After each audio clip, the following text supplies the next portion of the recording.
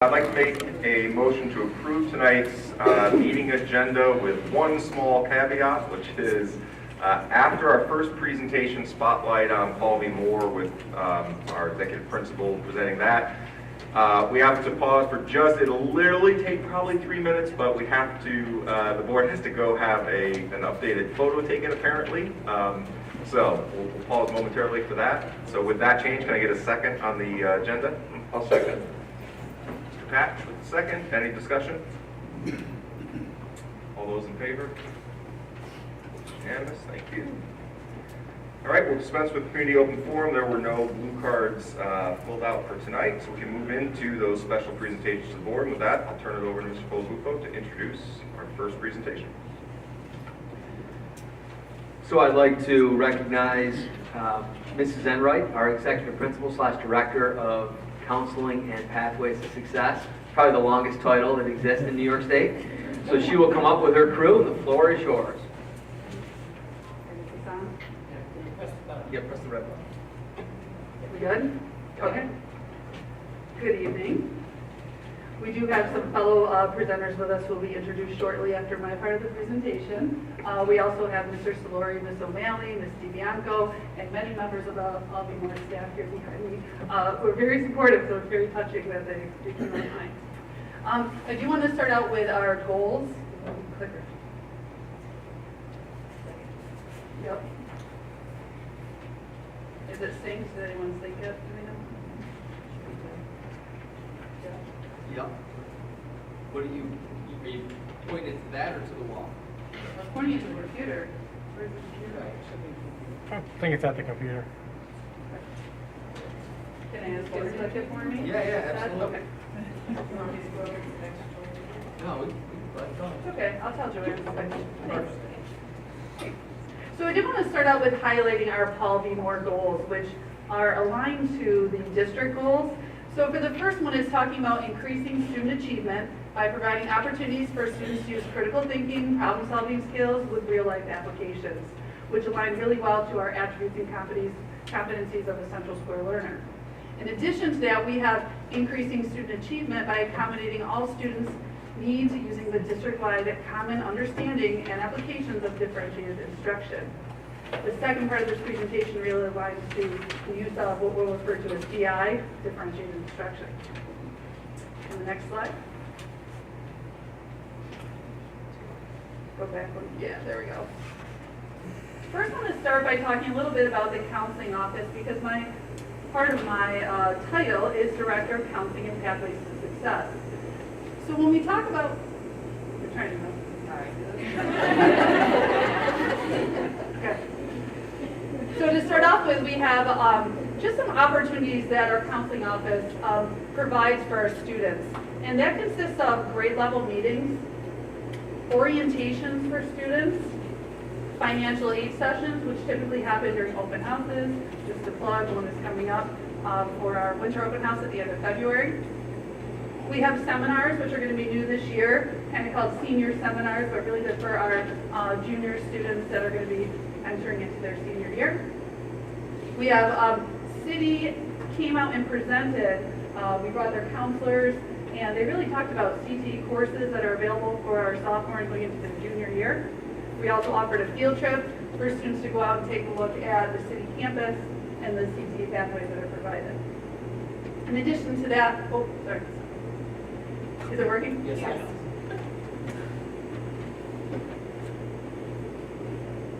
Kristen, can I throw in a question there?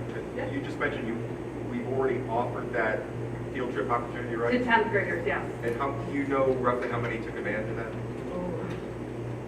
No, I can get you the That's fine. count. I know that we sent multiple counselors, so definitely, I believe, I want to say a couple busloads, but I don't like to give data unless I know for sure, so No I'll problem. let you know. It is something that we encourage all sophomores that even if you just want to explore and take a look at what the pathway is, to go check it out. There are also other opportunities if the student missed out on that chance where we can get them on campus. City has been very accommodating with any type of requests for students that want to go and explore. As far as the Career Center, the counselors have also played a role in the development and the new look to the Career Center, which will only further expand as the years progress. In the picture on the left, you'll notice that was one of our grade level meetings that the city councilors came out and spoke to our students about. In the bottom there, that was our presentation that we just had about course information night from the 8th to 9th grade to fill them in about our new course catalog and the selection process. And then on the far right is our counselors at financial aid night, which was a very impressive, packed, large lecture hall session that our parents attended during open house in the fall.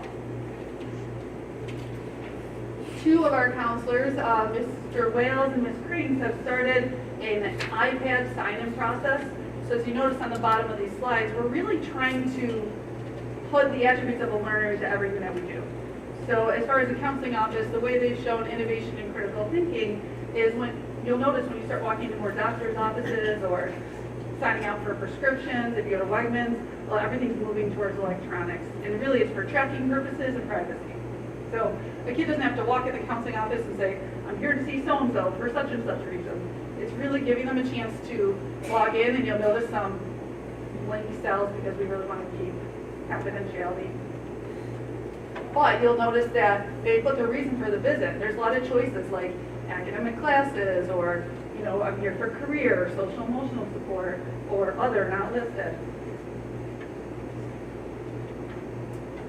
You'll also notice that a counselor is out front greeting students, not just at the counseling office, but outside. Probably more of them are out in the summer than the winter because of weather. We also have bi-weekly meetings. So one thing that when I first got here, we noticed that the school psychologists, counselors talked about the fact that they wanted to have more communication. So we decided to schedule Tuesday meetings where we meet, depending on how long, depends on what's on the agenda. And we really talk about, you know, where are we moving forward? Anyone can add to the agenda. We have a very long meeting tomorrow as we start talking about graduation and the graduation rate. We have revised the threat assessment. So you could probably talk to about anyone between the office, counseling office, school psych, and we have definitely seen an increase in students needing social emotional support. You know, we decided to take the threat assessment, the self-harm assessment that we had as a district, and really start putting together, okay, we have this plan, we have this assessment to send to students that needs to go, that is at like moderate to high risk to a hospital, but when they return, what's the plan? So now we have a plan in place for when they re-enter. What does that look like? How are we communicating that? We also have spent 2 superintendent conference days with the school psych, school counselors, and administrators at RTI conference, which really talks about what type of interventions as far as attendance, behavior, and course performance that we put in place for our students. And one thing that we have implemented, School Tool has what's called a pyramid of intervention symbol that can be placed next to a student's name, kind of like a flag system. And the counselor can put in the note section a plan. So in other words, if a student, give you an example, has like a check and connect as part of their plan. They go to see such and such teacher when they're having a hard time or at the end of the day. We want to document that. Using this pyramid, we can document that in School Tool and it can travel with the student. So next year's teachers knows this student has a plan. So it's a great way to put in an intervention and track it from year to year. This is one school counselor snapshot. If you imagine their students' names on the left-hand column going down. So across, this is how counselors are tracking that they're meeting with their students at least twice a year. As you can see, many students have multiple meetings. So if you go across, they are coded. So all counselors are using the same coding system. I mean, they're meeting with a child for academic, career, or social emotional concerns. And then also when students are logging in, they're kind of selecting that. Remember how we reviewed that earlier? The thing is that some students aren't selecting social emotional, but as you start talking to them, yeah, they came for academics, but let's talk about why they were really here and what was the cause of the academic. Moving on to the support in the Career Center and what Zello can now do for the counselors. This is from a 9th grader who took Zello, I think back in February 6th, I believe it was. I've known I wanted to be a nurse for the past 3 years, and I was excited the matches agreed. I went home and spent hours on my Zello account. So Ms. O'Mara saw the student talking to her and said, you gotta meet this kid, because she was so excited after she did this Zello, which is an inventory, career exploration. So if you look, I asked her about sharing her results, and her personality style is she's a helper. Her learning style is tactile, and she's completed 9 out of 12 lessons. That was over 2 days. She was like, I think I spent like 5 hours on it the other night. I'm like, looked up her, I go, I think you did, because you completed all this, because she felt it was so helpful, and she was really excited. If you see her top 10 career matches, which all the counselors have reports for all their students, child and youth worker, abuse and crisis counselor, pediatrician, psychiatrist, so she was very excited to know that her career field, her career matches in health science and student services matched what she wanted. There's the results of her lesson progress. So again, that's what students get to see. This is just a snapshot as far as all of the students that are using Zello. When we see career clusters, and we can use this as we progress on to the counseling department and career center, move forward with the school to college and career committee. Our students are obviously scoring very high in arts, AV technology, and communication. If we're looking for presenters and panelists, maybe we use that information to say, our kids are really interested in this, or at least they're scoring in an inventory that's showing this is their areas that they show interest in. And maybe we even get more towards like the finance and marketing end, because maybe it's just something they don't know a lot about, and we want to provide panelists in that area too. So this data can help us greatly, I believe. Yeah, to me, that's incredible. To know this and Yeah, it's asking what your customers want, right? And middle schoolers are all doing this now in fax class and the computer class, so this will travel with them, so they get to take different inventories each year, and we'll really have. I don't think we want to offer like 30 classes on government and public. Yeah. I'm thinking that would tell you a lot about what classes we should offer. Right, exactly. And it could change depending on the grade level. And all Sure, that. absolutely, So we could break sure. it down. Yeah, you can definitely drill into each one of these. You can drill down into each one. This is just an idea which I thought was fascinating, that really shows, and you'll probably see that when you see our student presenters, is that we have a really well-rounded group of students. Typically, I think people would think personality styles, and a lot of kids would have the same kind of personality style, and as they go into adults, it changes, but what a diverse group. So we're going to pause for a second. If my wife is watching this, please shut it off. Ditto. Mr. Cook? No, we love, I was saying, I love that quote and the investment of time by the 9th grader in Zello. So Mr. Colabufo and I have made a side deal here. So you guys can start spreading the word in the high school. Can you go back to that slide? Because what are they? You said there were 12 modules or lessons to complete? Oh, yeah. So you said the 9 represented like probably 4 or 5 hours? That's what she told me, is what she Yeah. sent on them. So it's an investment of time though? Yes, yes. So we, Yeah. yeah, I know, it's getting scary. And so you are able to identify which students, all students that have completed all 12 modules? Yes. All right. So Mr. Colapufo and I are putting our money where the mouth is, because we think that's awesome. So we want to incent the kids to do that. So could you put together a contest where all kids that complete all 12 by the end of the school year are entered into a drawing? $600. $600. They can win $600. They don't have access to it. Unfortunately, they only have access to so many per year, and they don't open up till the next grade level, so that would be challenging, but if you could like tweak it a little bit. So let's figure out how Yeah. this week it can work as an additional incentive. All right, are you guys paying attention to my presentation?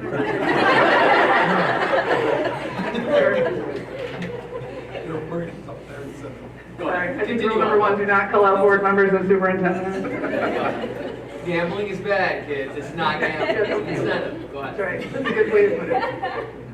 Now I totally lost my focus, but I think that's good, because I think we're transitioning into the student presentation, which is a great reason why I'm sure everyone is here. We talked a lot about, this goal 2 of differentiated instruction. We spent a lot of time on that, a commitment to our staff, and one of the professional developments, we had a teacher attended one about blended learning, and she's going to talk to you a little bit about how she's taken what she's learned, combined it with our DI as our goal here at school, and the students are going to talk about what that looks like in the classroom. And remember, this is just one way to Infuse DI. There are staff at Paul B. Moore doing a lot of exciting and different things in the classrooms. We wanted to give you an example of one. Okay, Deshaun.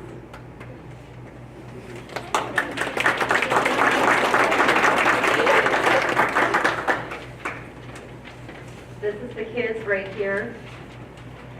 Before I even get started, this was them taking initiative, asking if they could come around and shake hands to greet everybody beforehand, so.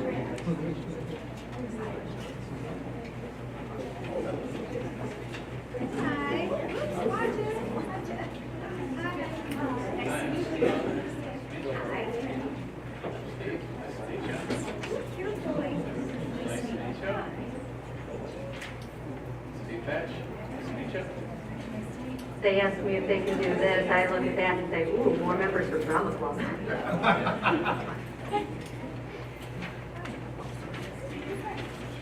So welcome, good evening, it's nice to be here.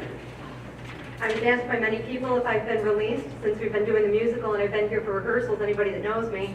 I said, no, I said I got a little displaced. I said I got a little early dismissal, but I'm coming back tonight for the board meeting, so. By the end of this week, hopefully I'll see the light of day. In the meantime, I'd like to share a little bit about a strategy that worked really well for me. In November, we had our countywide superintendent's conference day, and I had the benefit of being able to go up to Mexico and view a little bit of what they had to share about blended learning. And I didn't really quite know what that was. I sort of had an idea, but just to see kind of the breakdown of how they ran their sessions. And actually, I'm going to move here and just give you a little bit of a quick breakdown. Essentially, a woman by the name of Marcia Kish did the general presentations for the day. And she broke blended learning down into 4 targeted areas for small group instruction. So if you think kind of like operating guided reading stations at the elementary level, all right? There's a focused mini lesson that I can take and put together for kids based on whatever areas they need, formal, targeted, small group instruction. And while I'm doing that, the remaining students in the class are focused on 3 different areas. And they rotate around in stations every 10 minutes, is how Marcia starts it out, is what you should aim for. That's great, it's wonderful, we have an 80-minute block, so I kind of took to sort of modifying this a little bit, and that's why it's not straight blended learning. It is her format with the 4 basic areas, but I took and I blended it into something that you have in your presentation that you're able to look at in more in depth with a hyperdoc. And that's actually a shout out to something that Chris Soluri sent out last year as a form of being able to differentiate for students, really without one student to the next even knowing what the other is working on. And it's really great, especially with the Chromebooks that we have, to be able to utilize something like that because they have that one-to-one technology. They can go through and really work at their level. So, but basically, for the blended learning piece, there's the targeted mini lesson. There's an independent practice piece, which is very typical to whatever skills students get to work on, practice independently at their own pace, whatever that might happen to be. Digital content is a 3rd piece, and that's very specific to instruction, say something like a Khan Academy, something like I use in my class, Read Theory. The biggest piece to that is they want the technology in there to be adaptive to students. So with Read Theory, for example, students will take quizzes, they'll answer questions. It's a great focus for reading comprehension, especially with multiple choice questions. Gives them feedback, and then it also adapts to their level, either by grade level or Lexile, based on how they score on their quiz. And then it moves them either up or down in level, and allowing the students to continue on. And then they set goals for themselves as well. And then the 4th piece, future-ready activities, promote collaboration for the students within their group. And for that, I try to make that focus collaborative for every activity that they do. There has to be that teamwork approach embedded in what they're doing. And then from there, the groups are brought together when we're done working on a hyperdoc, which for me, one hyperdoc can last anywhere from 2 days to 4 days of classes. And so at the end of it, for the Future Ready, the kids come back together, and as a group, they have to share out what they've done, and they have to work together very much in a team setting, a team format, much like they would if they were coming together for a large meeting, like we would a faculty meeting or a department meeting, and share out what they've been working on and how they plan to take that and put it together for a bigger purpose. So that's in a nutshell something that works for me. And again, I want to point out, you know, it's wonderful the amount of sharing that takes place in here for all of the different ways with all of the different departments and classes that even I get to see and be a part of with DI. This works really well because I'm very heavily skills-based as opposed to content-based. So this has been a great blend, pardon the pun, of something that's worked well for the kids. And I can stand up and talk about this forever. Bottom line, I want the kids to be able to share it out. I think that's the true testament to showing that this works well in the classroom for me. And so I had asked a couple of students if they would be willing to get up and speak, and they jumped at the chance. So I can't say enough about my 4 students that are here this evening, as well as the 2 that are not here with us because of some potential conflicts that came up at the last minute. But I'd like to invite them up and do the talking.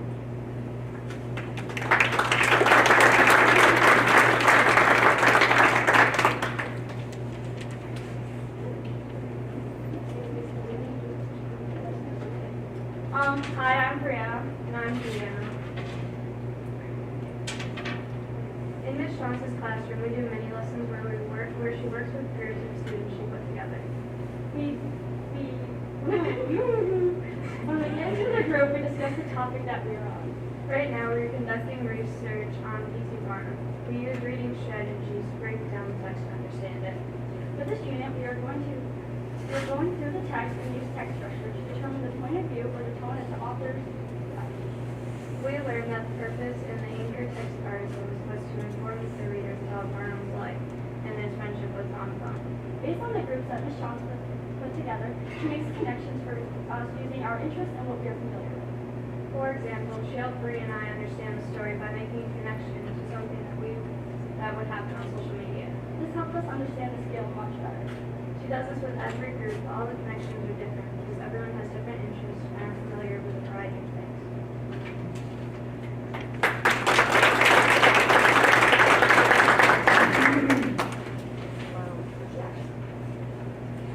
You can move the microphone down, I push all the time.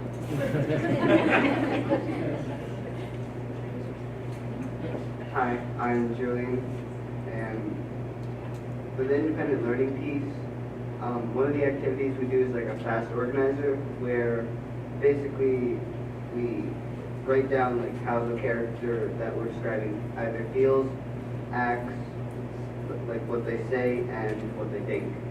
And after this, we basically explain like how these actions, like what they reveal about the character traits of the person and like their motivations. This is helpful to people who actually like want to maybe write stories and movies when they grow up, because it helps them like give character traits and characterize their own characters. Thank you.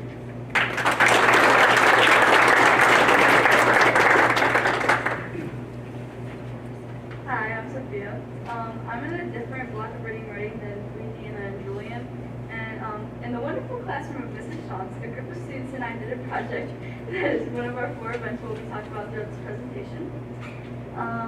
It's called Future Ready Skills. Future Ready Skills always requires collaborating with your group to present something, Mrs. Shantz said. A hero and antagonist this time is a newspaper article. For example, last time we did Future Ready Skills section, we had to create a hero and antagonist. This was done within our small group. And then we went to class together as a whole to share or combine the task in some way. For this particular activity, we had to combine all the hero stories together into one, using features from one another's creation.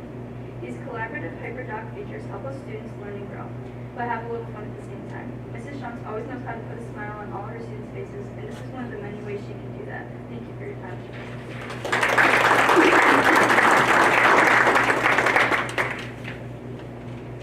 Deanna and I are now going to share Emma and Angie's contribution, as they cannot be here this evening. They have reading and writing second block on ACA.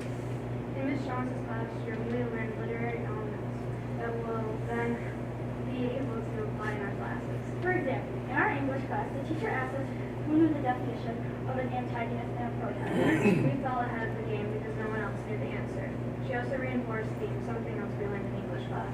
Reading and writing prepares us for what our other classes and what we will learn in them.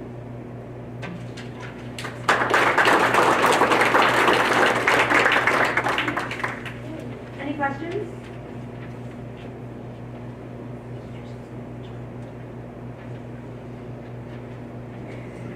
That's okay. I don't, other than, I'll try to get all the names right. Brianna, Deanna, Julian, and Sophia? Yes. Yeah, great job. You too, Mrs. Shantz. And I do want to give her a shout out that I'm hearing from many people that have already seen this year's production of It's a Wonderful Sound. It's a Wonderful Life. No, that was earlier. Sound of Music. They're saying that it's the best one that they've ever seen. So I'm looking forward to next Friday. Great job. Thank you very much.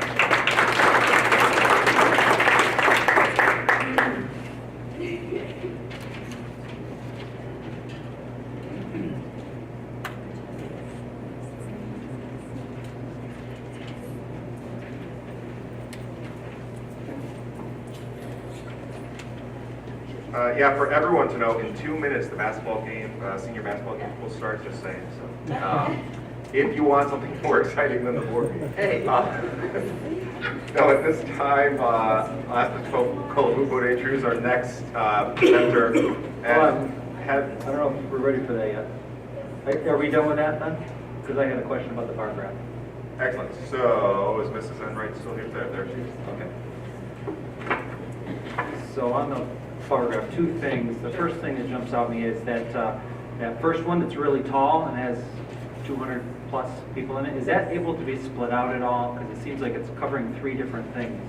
So, hold on, let me get to it. I believe the only word that's missing is communication. So it's arts, AV, technology, and communication. Yeah, those seem like 3 totally different things. So is there a way to have that broken out into 3 different? Yeah, I tried to get to that. They count that as a cluster, a career cluster. Okay. So there was no way of breaking down. Those are the national recognized clusters, but you bring up a good point. Put those all Yeah, together. it'd be nice to know, Right. like, if it is it AV technology specific, art specific, you know. Yeah. I agree. Yeah. Yeah. Good And there are question. some Especially very since it's different- like the highest one there. You know, it'd be nice to have it broken out a little more. Yeah. The other question is do you think any of these are potentially like, because of certain classes we already have, that maybe that's why the numbers might be the way they are?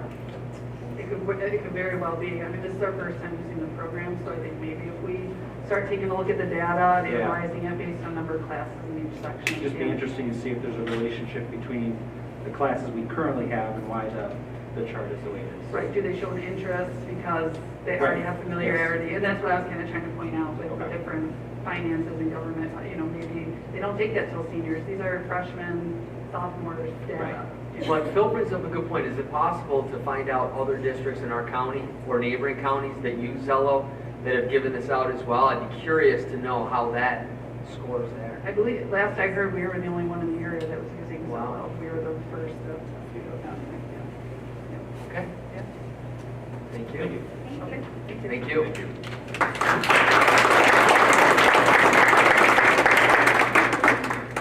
I'd like to introduce the Assistant Superintendent for Administrative Services, Mr. Mike Shepard, that's going to go over the city administrative budget. Thank you. It's always impossible to follow students. So, it's really kind of a letdown, and especially a fiscal presentation, so go ahead. I think that microphone got turned off. Are you pressed? Is that lit up? There we go, better. I think the only thing I could have done to probably make this more interesting is bring pets, as part of my presentation. So that's the other thing. But we always appreciate the city, the opportunity to come and address any more in Central Square in particular. Always appreciate and enjoy, visiting the Central Square friends. Let me, and Mr. Putad does apologize. He's actually in Albany. He wasn't able to make it today. Otherwise, he would have been here. What I've come to share with you tonight, and please stop me, at any point if you have any questions, is information about the proposed 1920 administrative budget. We'll go through the budget numbers itself, but first a little bit of a primer on what an administrative budget is. And as Mr. Calabubo introduced, my name is Mike Shepard. I'm the Assistant Superintendent for Administrative Services at City. So I'm the administrator in charge of trying to pull the budget together and for the overall, all of the programs at City. But, so the administrative budget is the administrative COSR is one of the approximately 154 active COSRs that exist in the general and federal fund. Now, COSR is an acronym that stands for Cooperative Service.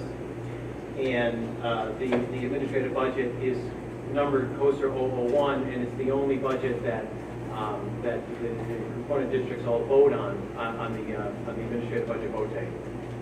All of the other budgets are kind of subscription-based or requests, your requests for participation or subscription or receipt of services. So the administrative budget in particular is kind of like, you can consider it like a central office budget.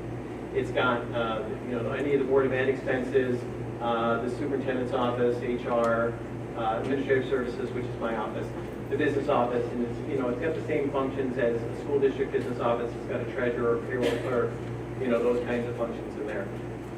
There's debt service if applicable, which would be a revenue anticipation note, which we do not have currently. The only line item that would be in the debt service would be any bank fees that we might budget for as a contingency. And retiree health insurance costs for all retirees from all departments in the entire BOCES. And this, I think, it's different than the school district budget because your retirees, I think, are budgeted in the what's the name of that category? In the benefits. In the benefits section. So, but ours is required by law to be itemized and placed in the administrative budget, which usually ends up being the largest portion of the administrative budget. It kind of sticks out, and as you'll see when I go into that chart. And then any of the share of the operational overhead, which are also referred to as transfer charges. So you have your O&M budget. In a BOCES, any budget that's a support function like an O&M or a technology, anything like that, is required to be kind of broken up and sprinkled out amongst all of the other programs and service budgets as an expense to those. So the administrative budget is no different. It gets a little share of those. In the administrative budget, there's also, it's not all administrators in the BOCES. It's really the central office administration. So there's 2.8 FTEs of administration in there. So all of Mr. Todd is in there, a portion of Mark LaFountain, who's the assistant superintendent for HR, and a portion of me. There's also in there a 10.82 FTEs of other coordinator and support personnel, like the treasurer, the payroll clerk, some clerical staff, and then 1.38 of those folks are budgeted in other programs. The whole concept of a BOCES is sharing cooperative services. So it's really a vehicle that's created by ed law to facilitate the sharing of all 9 component districts and some districts outside of the region to come in and share programs that would ordinarily be too costly, or too specialized for any one district in particular to take on by itself. So there has to be a sharing formula, so to speak. And the administrative budget is one of those that's shared by a formula by all 9 component districts.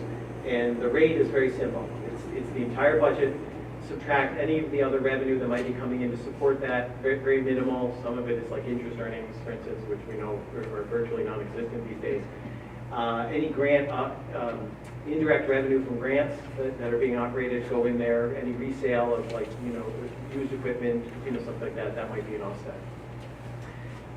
So the budget, subtract any other revenue and divide by RWADA. And RWADA, which you may have heard, is an acronym standing for Resident Weighted Average Daily Attendance of all 9 component school districts in Oswego County. So any change in any one of those 3 factors will impact, you could say, the sharing rate that the school districts would be, that their share would be determined by. So let's look at each of those 3. The RWADA, the divisor in that formula, is actually declining. It's been declining, since I've been here, and even before I've been here, so probably for the last 20 years, pretty steadily. And what this chart shows is, for the last 5 years, what have the Arvada values been for all 9 component districts over the course of that time. And if you look at the bottom row, you'll see that 5 years ago, we were at about 20,900. And that's, again, it's a weighted average daily attendance figure, so it's not exactly like an enrollment figure. So it's slightly enhanced version of an enrollment figure. So all the way up, so 20,900, you know, 25, 23, a little under 20, and then we're projected to be 19,600 for 1920. So you might ask the question, well, how do you know what the average daily attendance is going to be in next year, if it hasn't even happened yet? And prescribed by law, it's defined as the average daily attendance that actually took place last year, so it's a 2-year lag. So 1920 is determined by what actually happened in 1718. So as you can see in the central square line, the weighted average daily attendance over the course of the 5 years went from just under 4,300 down to just under 3,900, with a 98-unit drop. Overall, over the course of the entire county, was about a 323-unit drop from 1819 to 1920. Quick question. Yes? Well, I'm just wondering, so that number, so let's just take 1819 for Central Square. 3982, that is our average daily attendance? Is that what that's saying? Yeah, it's a weighted average daily attendance. So the only thing is a special ed, exceptional ed students count slightly higher in the weighting, so they're not a 1.0 equivalent. But. Okay, so that being quite a bit higher than our, for instance, beds numbers is 100% attributed to the weighting factor for special ed students? The weighting factor. Okay. What is the weighting? It's not 1-to-1. What is it? Is it different depending on the needs? 1.6, 1. 1.25 for secondary, 1.6 for special. That sounds right to me. Okay. And that designation is any student that receives services? Or? Yeah, I believe so. And average daily attendance, it's an average daily attendance figure. So, you know, like I said, since it's weighted, it's not, I think it's about, I want to say 90, if you take 90% of that figure, that should be close to your beds, your actual enrollment figure, 85 to 90, you know, and that's what the weighting does. So here's a bar chart that actually shows, so dating back to 2001, 2002, so for the last 19 or 20 years or so, it has been a pretty steady decline. In the last half of that decade, it's been, or the first 10 years, it was a slightly slower decline, but then in the last 10 years, most recent 10 years, it's been a slightly faster decline than the average over the time period. So for that time period, we went from, as a county, about 7,500 Arvada units. We lost just about 7,500 Arvada units, so from 27 down to under 20. And that's equivalent to, when you look at it, so pretty much almost 2 large school districts equivalent of the biggest impactor of that is enrollments, you know, to determine average daily attendance. So it's pretty, and this is pretty representative of what's going on across the state and the nation. As a matter of fact, I just heard something on NPR, you know, they're talking about, you know, live birth declines, you know, over the course of the population of the United States. But anyways, so that's the Arvada, that's the divisor of the formula. So when you think about it, you might be able to equate it to, in a school district, if your total assessed value for your school district just dropped, and your tax levy didn't change at all, the tax rate would actually have to go up to drive the same tax dollars because there's a slower taxable assessment. So that would require an adjustment, and that's kind of the same impact that it has on the smaller scale here for this budget as well. And I'll get to that in a second. So going into the budget piece, there's one special factor. Last year, for this current school year's budget, the board decided to initiate a transfer of about $165,000 to program budgets to help offset the cost of retiree health, the increase in the admin budget. And it ends up becoming, in essence, kind of one of those overhead expenses, and it goes out to the rest of the programs. $165,000 was chosen initially as a kind of almost arbitrarily to keep the the impact of the retiree health to less than 5% in the admin budget. So we knew when we implemented that last year that it was going to be an annually recurring strategy, but we couldn't let it get away from us, because if we tried to do 150 a year, in 7 years that would be $1 million of expense going to the programs. And it was really intended as a leveling measure. You know, our intent is to minimize it when possible, shift it back if there are any good years, try to shift a little bit back to relieve pressure from the programs. So for 1920, going into next year, if we tried to use that same threshold, the 5% would have required another 125,000 for a total of 290. And we ended up capping it at 178, which is an 8% increase over the 165, due to other factors and initiatives that were impacting the program budgets. You know, for instance, this was the first year that the BOCES was going to be pursuing school resource officers. So, and we have a couple of different locations, so there was money that was put in that was a kind of an additional pressure on the programs that hadn't been there in the past, those kinds of things. So that's one item of impact. So here's a chart that shows what the budget actually looks like. We have the expenditure categories going down the left-hand column. The first white column is the current year adopted budget. The middle column is just the snapshot of the adjusted budget for this year. The second white column is the proposed budget, and then the differences are between the two white columns, budget to budget differences. So, for instance, you see salaries coming in fluctuating just below and above $1 million. $46,000 increase, that's 4.7. That's not negotiated settlements. Are not running 4.7. I think the negotiated, there's multiple bargaining units represented in the admin budget. Those settlements are somewhere in the neighborhood of 275 to 325 as a contingency for unsettled contracts. There's some of them that are unsettled. But the other impact there is capturing other salary items that are not actual salaries. For instance, people hitting longevity steps. You know, were new this year that had already previously been negotiated. Those kinds of things. Equipment, pretty negligible. Supplies, that does represent the 10%, but it's under $3,000. That's a representative of you know, some of the increased need for supplies for some of the growth that was occurring. So for HR to process, for staff development supplies, things like that. Contractual, about 10. The biggest impact there is that's all. We have the same contractual items that you have. We have a financial software package.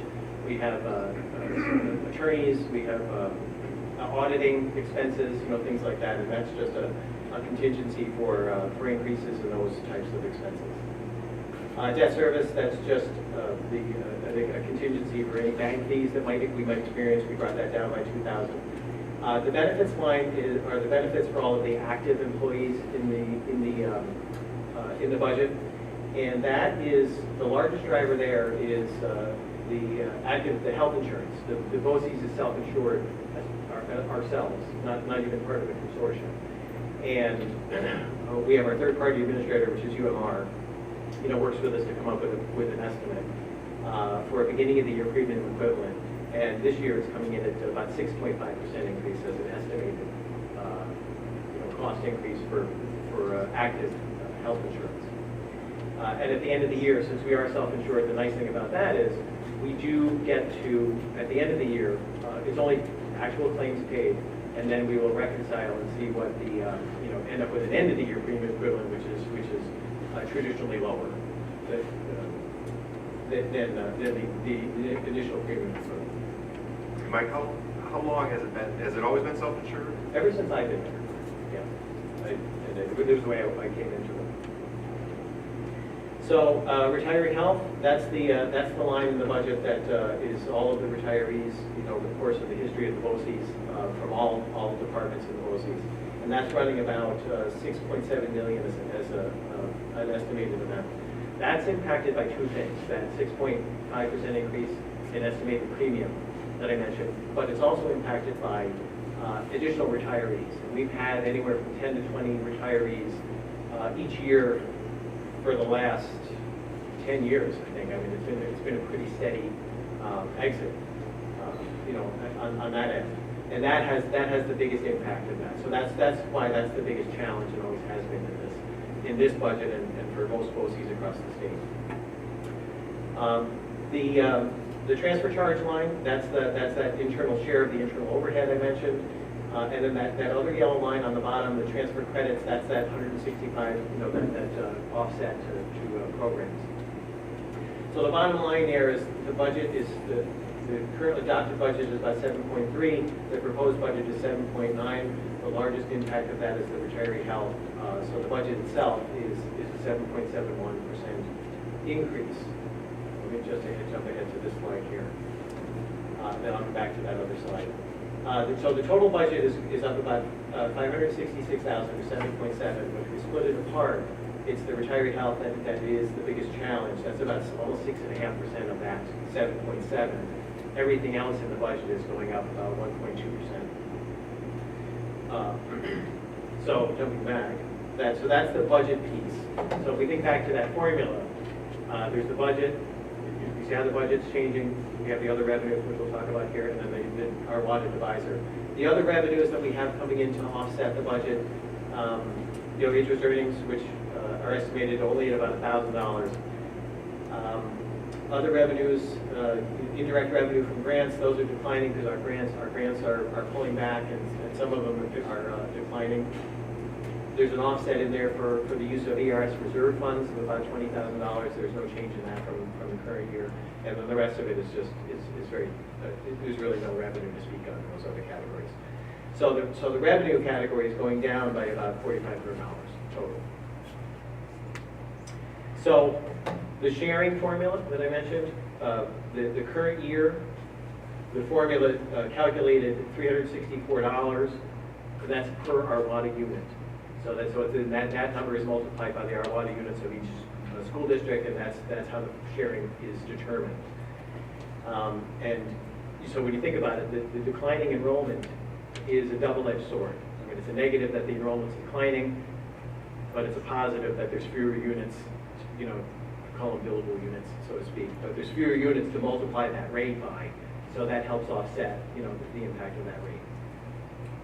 So the retiree health has an adjustment factor. The drop in the Arvada as the divisor has an adjustment factor of $6.46. The projected revenue change, that loss of $4,500, is a 22-cent adjustment, and then everything else in the budget, that 1.2% is about $4.50. So the new Arvada sharing factor would be $399 per Arvada unit. So what does that really mean? We'll take a look back a year. In 17-18, the contract expense, the share for Central Square was $1,357,000. There's BOCES is by law a break-even operation. So anything that's left, many of you may be familiar with. There's a line in your budget for BOCES surplus distribution. So a check usually comes back for the share of unspent funds for the operation of the programs.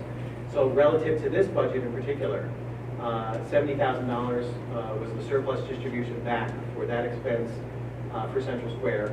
On the difference, there was BOCES aid calculated on that, paid by the state, of about $880,000. So the net cost is about $480,000, and that's just just an illustration of how surplus distribution of BOCES aid has an impact on not only this budget but most of the other budgets. There, so that $338 rate was really netted out at about 101 or 102. The 18-19 actual contract is $1,450,000 for the share. So the estimated impact for 19-20, based on the budget factors that I had just presented, would be just about $1,550,000. And then if all of the proportions stay the same of surplus distribution and BOCES aid, that would net out to be about $466,000. Mike, how long have you been at BOCES? 14 years. I hate to admit it. Short time. So in your 14 years, like those two, I know one's actual, one's estimated, but those two surplus refunds, are those in line with the average of the 14 years, would you say, or? I believe proportionally, yeah.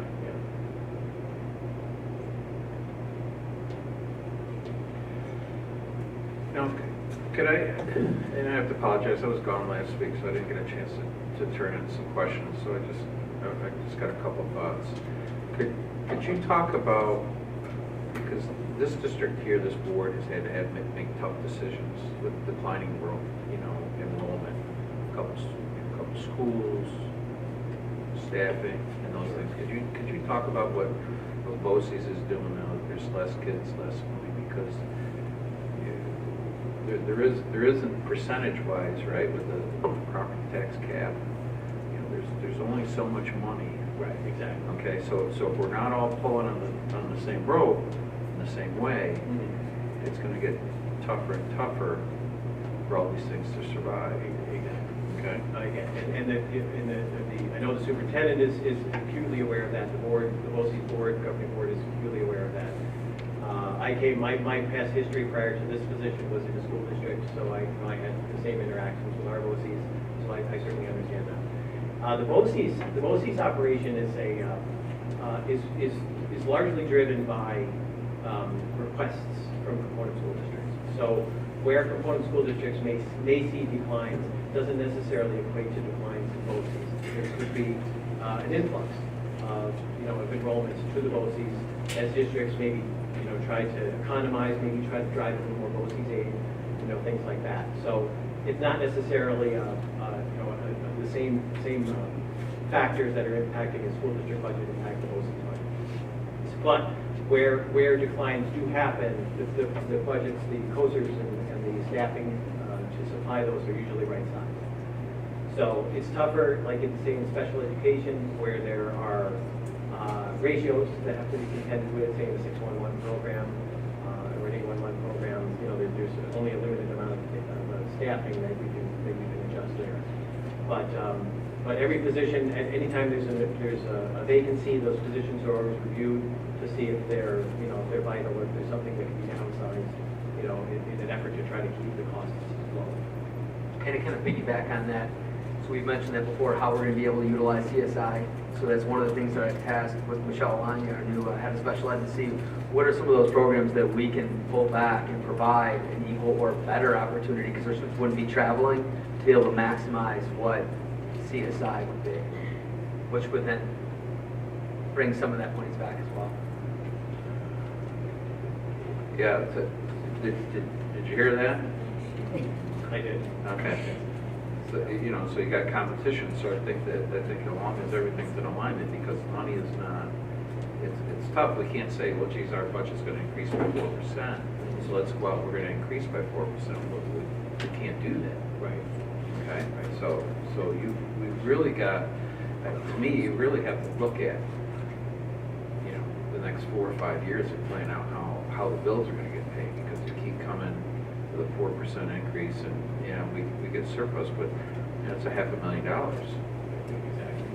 That's a lot of money. I can also add that we're the big dog in the district, right? Well, numbers wise, if you go back 1 or 2, yeah, With Oswego. we're right there. Here's the where did we go? There it is. So, if you look comparatively, Central Square is 3.9, about 3,800. Fulton's very close. Oswego actually pulled ahead. It was always a neck and neck race, between Oswego and Central Square. But Oswego pulled slightly ahead. But you're definitely in the top 3. So I'm not going to speak for the board, but I would think that it would, as we speak, it's like Ian Putnam in the old days. When we speak, people need to listen. Right. So. But Steve, I just want to interject. That's not anything new. We've given them programs. We've taken programs back. This is just a cycle, and it happens all the time. But in fact, how many years ago was it, Mike, that we were instrumental in voting down? We did not vote. Our board said, no, we're not voting for this budget. I think that's the year the administrative budget went down, right? Yeah. And I think that was my first year, my second year in the position. You're welcome. So, right. It was a challenge, and it was. There was a lot of correction that needed to be done back in, Yeah. in the day, for sure. And Chris Todd he often says it. He says, a lot of these programs, bring them back to your own district. Yeah. So there are certain programs like 611, the behavioral type programs, if we can run them here ourselves, there could be a cost saving. So that's what we kind of tasked our head of special ed is to look at what type of programming can we bring back. And what Chris Todd has said, he's openly to the superintendent saying, do that. Exactly, right. So, and I just wanted to add, the concept of the BOCES is not, it's not a, sometimes there's a philosophy, well, is it really a vendor, or it's really a facilitator of shared programs. So if there's ever an opportunity to bring, the BOCES only exists to facilitate whatever the districts wish to share. So if there's an opportunity to bring things back, absolutely bring them back to BOCES right sizes to react to that adjustment. Tom, just to be clear, even assuming we brought programming back, it wouldn't have any impact on this particular budget because we're paying based on enrollment, we're not paying based on how many people attend the program. So, Right, for the admin budget, that is correct. Okay. Correct, right. Yeah, because in the admin program usage wouldn't impact the need for a payroll clerk or a treasurer, and those are the kinds of positions that are in there, like in the central office. Yeah, because whether we got one or not, it doesn't matter. This is the even if no students attend, right? Correct. We're Right. stuck with it. But Mike, could you go back to the Correct. last slide that you were on? Just trying to get a sense of the numbers in my mind. It just seems to No, me the- that they should be capped at 2%. Yeah. Nope, I think the one, no, I'm sorry, keep going. It was like a $60,000 difference. Keep going. That one? Yeah, between 17-18 and 19-20, our net cost, that's,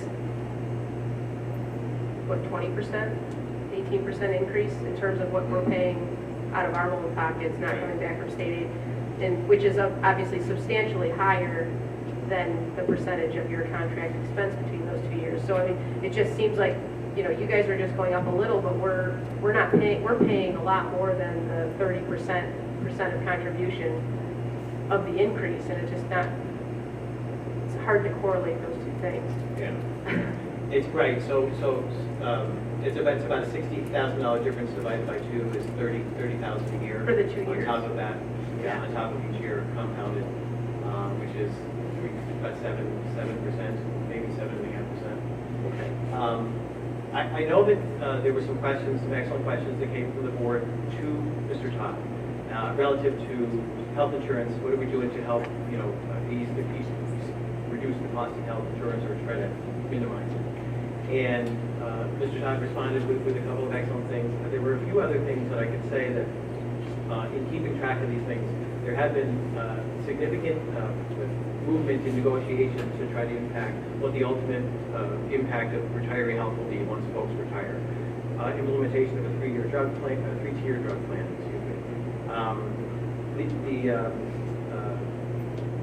increasing the minimum years of service to qualify for health insurance and retirement from 10 years to 15 years.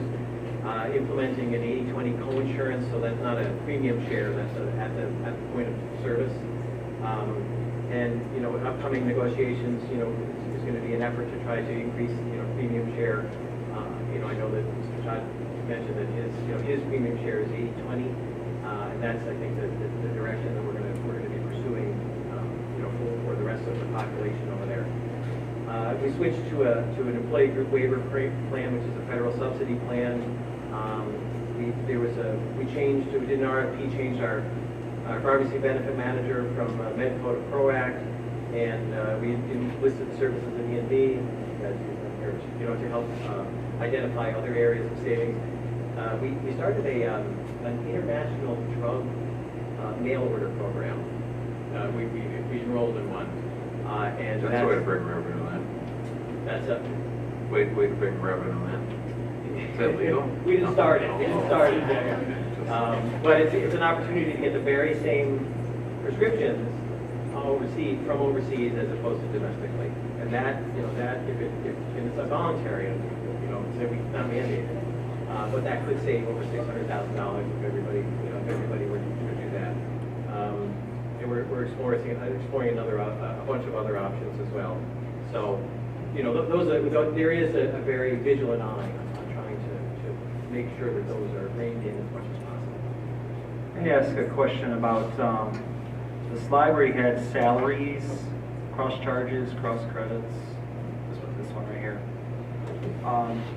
Salaries go up 4.7%, is that what that's saying, or is it saying it's?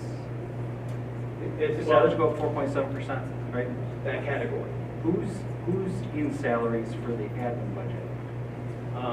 The three central office administrators, which would be me, Mr. Todd, and Mr. Fountain, the assistant superintendent for HR.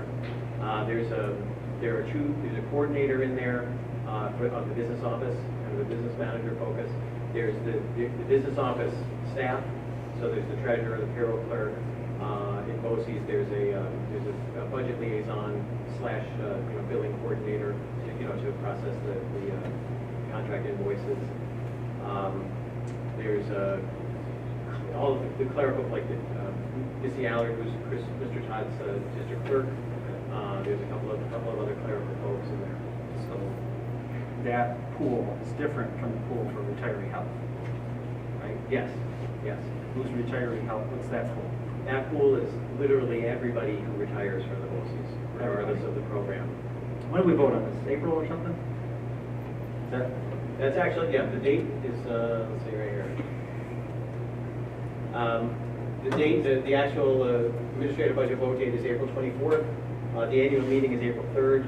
And then there's a couple of other steps in there relative to final requests, that come in from districts, in the March to April timeframe. Okay. I'd probably have a hard time supporting this, but I think the same thing was last year, if you remember. I don't know if you remember or not. Last year was kind of a similar story. Now, trying to remember the program budget that we don't vote on, right? We don't vote on it, but we contract to it. I mean, the program, I don't want to speak for you, but the program budget is a compilation of whatever we've signed up for, basically. That's the part that I was talking about. Okay.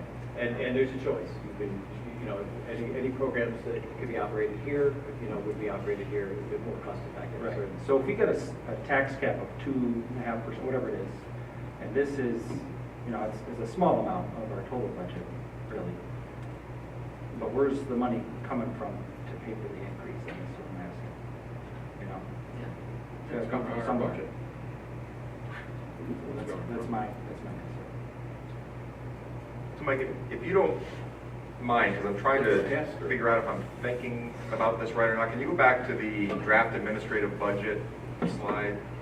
Yeah, that one. So just thinking it through, so your increase shown here is $566,000.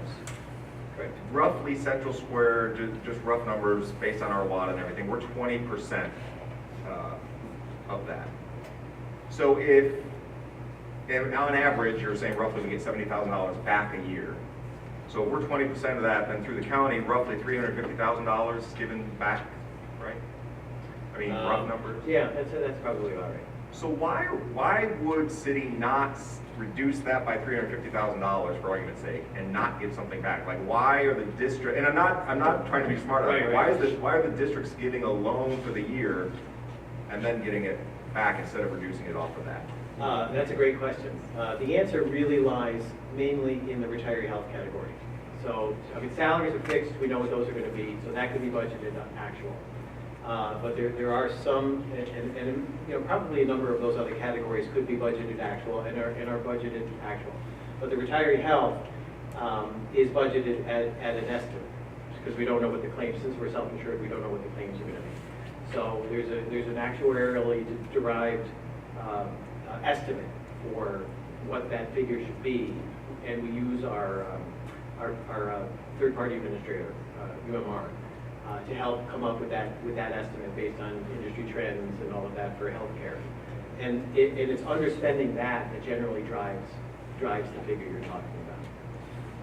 So we wouldn't be able to, if we try to budget that based on a low estimate to try to hit an actual, and we have a I get what you're catastrophic saying, claim. but if this is representative of a 14-year kind of norm, then the actuary on average is overestimating, is what you're saying, right? I mean, if every year we're giving back that amount, then the actuary is consistently overestimating, right?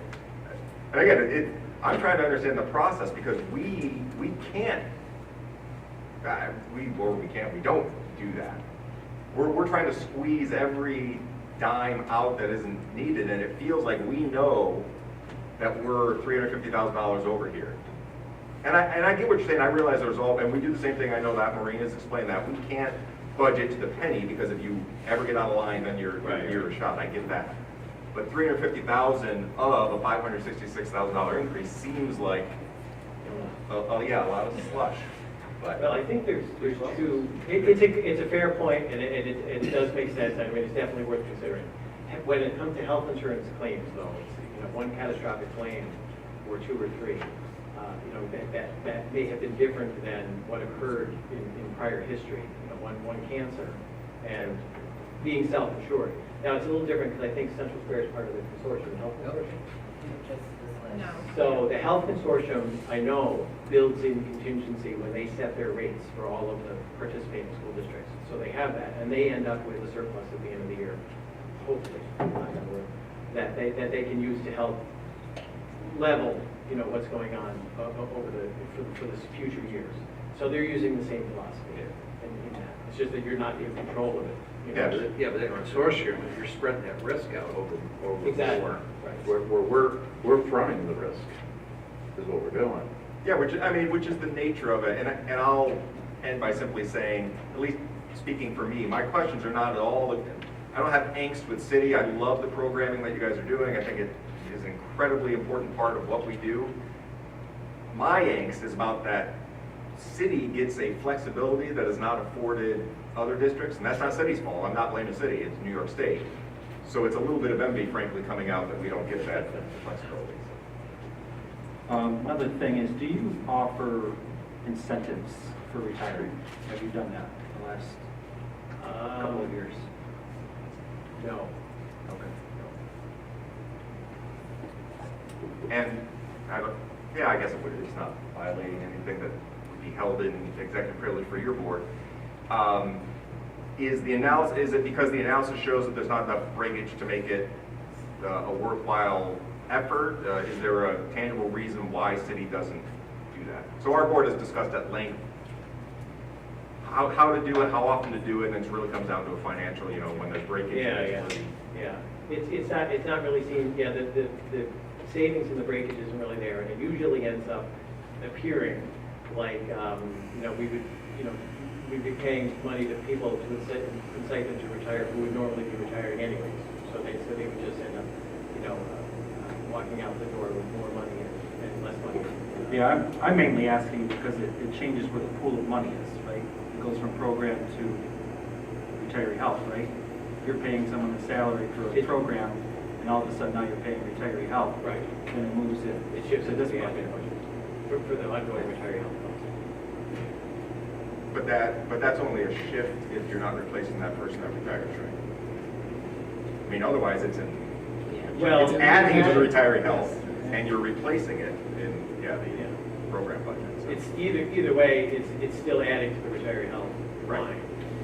But the program, if the person is not replaced, it would only be if the subscriptions have declined to the point where that position is not needed.